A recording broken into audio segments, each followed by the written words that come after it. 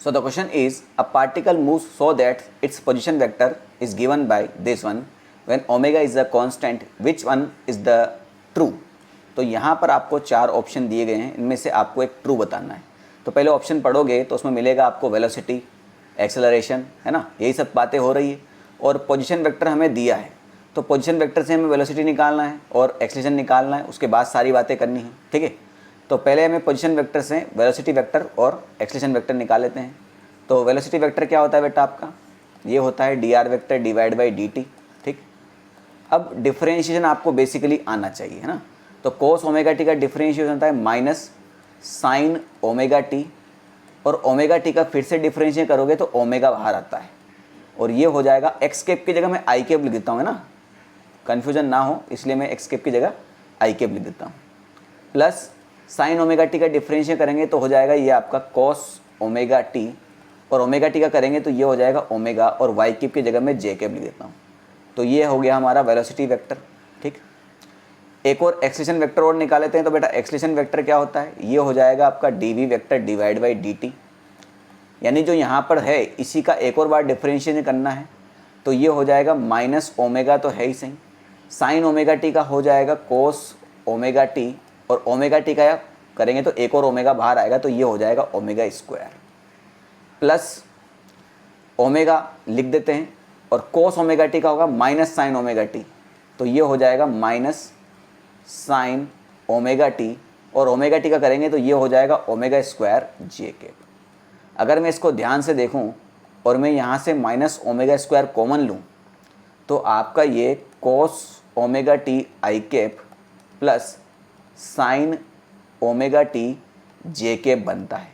और यही क्या है बेटा हमारा, यही हमारा पोजीशन वेक्टर है, यानी एक्सेलरेशन वेक्टर क्या होगा minus omega square R vector. यानी अगर मैं जो साइन में लिखूं इसको तो मैं a vector is equal to omega square minus are vector लिख सकता हूं। यानी एक्सेलरेशन वेक्टर जो होगा वो पोजीशन वेक्टर के ऑपोजिट होगा। माइनस साइन वेक्टर में किसको दिखाता है, डायरेक्शन को, तो एक्सेलरेशन वेक्टर कैसा होगा, पोजीशन वेक्टर के जस्ट ऑपोजिट होगा। अब ऑप्शन पे चलते हैं, क्या velocity and acceleration both are perpendicular to R vector, है ना। तो क्या वेलोसिटी और एक्सेलरेशन दोनों पोजीशन वेक्टर के परपेंडिकुलर हैं। तो बेटा मैंने बता ही दिया आपको, जो एक्सेलरेशन है वो पोजीशन वेक्टर के ऑपोजिट है, तो परपेंडिकुलर तो हो ही नहीं सकता, यानी ये तो ट्रू नहीं हो सकता। Velocity and acceleration both are parallel to R vector, हाँ एक्सेलरेशन ऑपोजिट है यानी एंटी पैरेलल तो हो सकता है ना। तो वेलोसिटी का भी देख लेते हैं, क्या वेलोसिटी पैरेलल है। अब दो वेक्टर के पैरेलल होने की कंडीशन क्या है बेटा, समझो बात को, कि अगर मान के चलो कोई ए वेक्टर है, उसका है एक्स आई कैप प्लस वाई जे कैप और प्लस के कैप जेड के कैप मान लो, है ना, ये 1 में है, ठीक। और कोई बी वेक्टर है, वो है X two I cap plus Y two J cap plus Z two K cap. तो अगर ए वेक्टर और बी वेक्टर पैरेलल होना चाहते हैं तो आपका x1 divide by x2, y1 divide by y2 और z1 डिवाइड बाई z2 ये रेशो सेम होना चाहिए। तो उसने क्या पूछा है, वेलोसिटी और एक्सेलरेशन पैरेलल हैं क्या। तो वेलोसिटी को निकाल लेते हैं बेटा। तो वेलोसिटी और आर वेक्टर क्या ये कंपोनेंट कर रहे हैं क्या, तो कोस omega T divide by minus omega sine omega T, यहीं से डायरेक्ट कर रहा हूँ बेटा मैं।